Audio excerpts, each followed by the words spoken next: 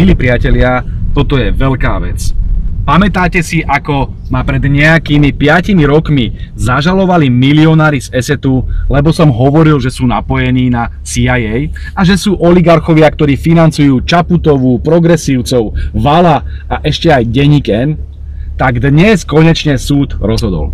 Vyhral Ľuboš Blaha, prehral ESET.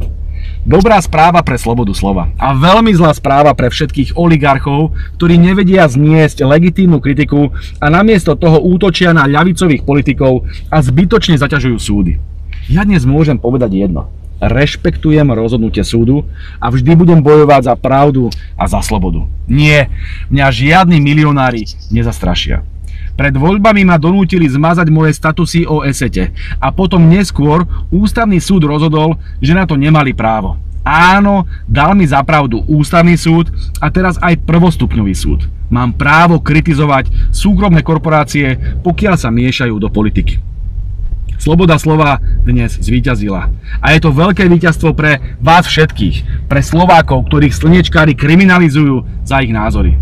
Len za ostatných pár mesiacov som bol na 2 súdnych pojednávaniach, kde som proti milionárom z ESETu tvrdo bojoval a oplatilo sa. Ďakujem môjmu právnikovi Davidovi Lindnerovi za skvelú obhajobu. Pravda zvíťazila, sloboda zvíťazila, my sme zvíťazili. A je to veľké zadosť učinenie.